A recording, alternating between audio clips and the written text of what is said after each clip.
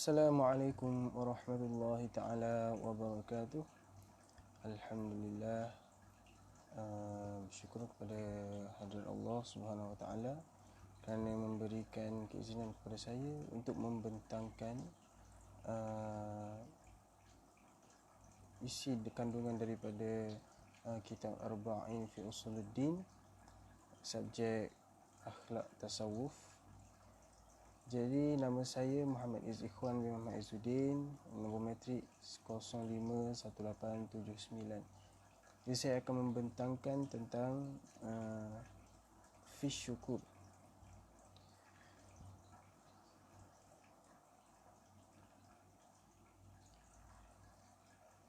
Firman Allah Subhanahu wa taala, "Wa qalilun min 'ibadish syakur." Yang bermaksud, dan kurang sekali dari hamba-hambaku yang bersyukur. Jadi di sini mengatakan bahawa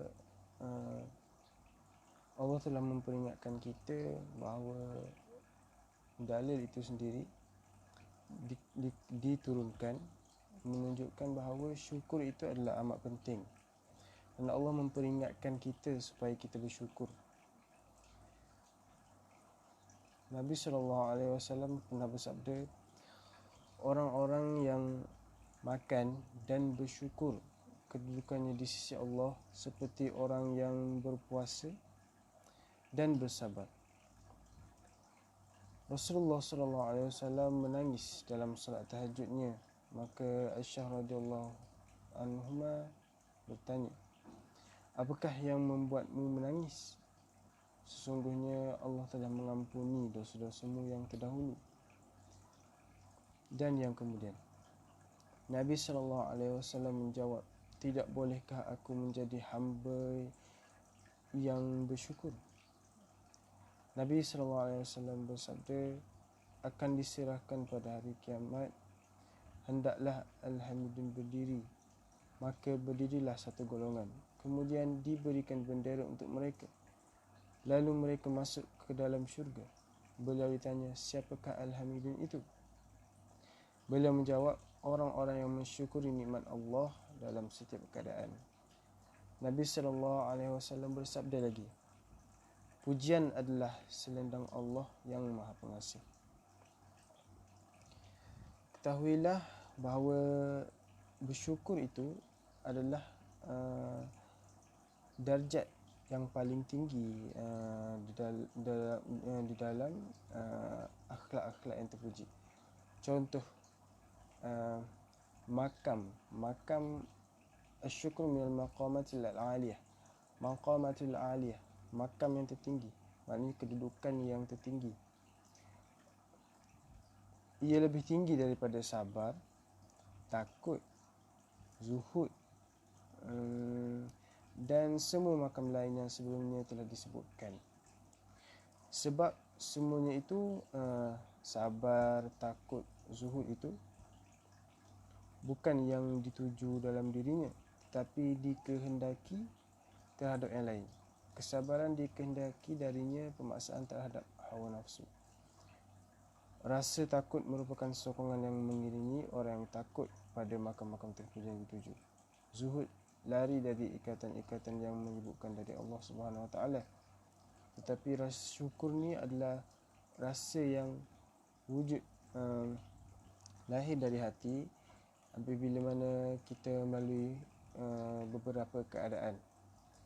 Dan pada fahaman saya, sekiranya kita mengetahui tentang nikmat dan yang memberi nikmat, kita akan rasa bersyukur dalam diri kita ni.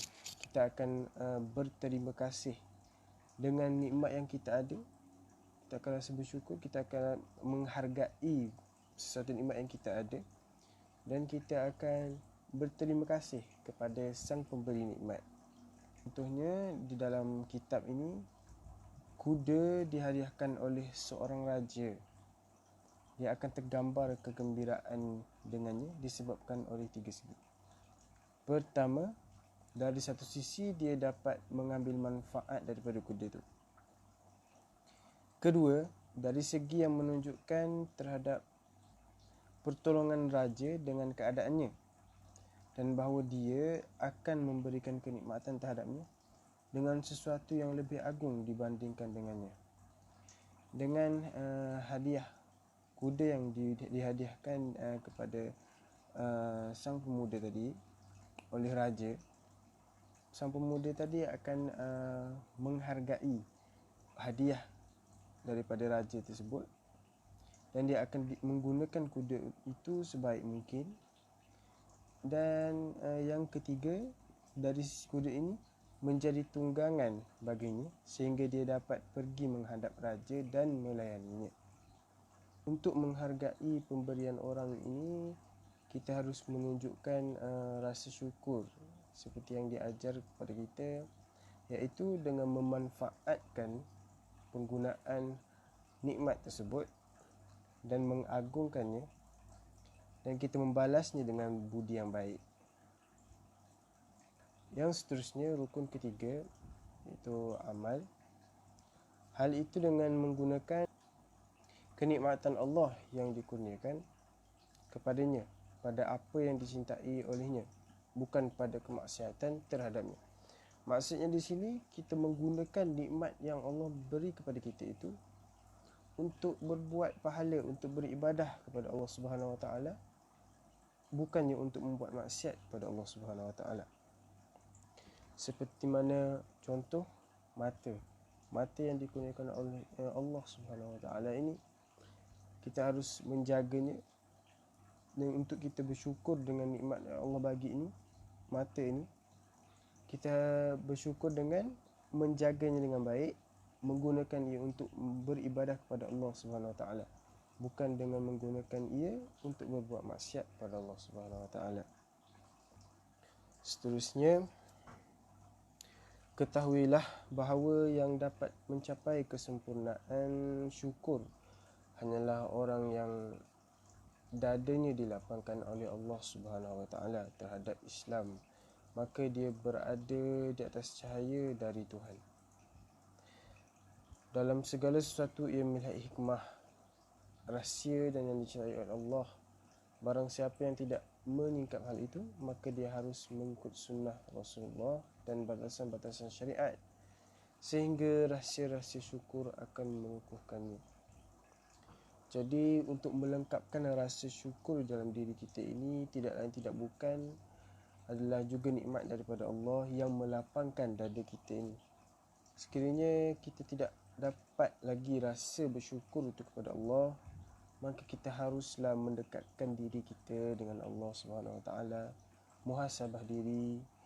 Apa yang diberi oleh Allah Subhanahu Wa Taala itu pasti ada hikmah. Setiap yang berlaku itu pasti ada hikmah, sama ada ia baik atau buruk untuk kita.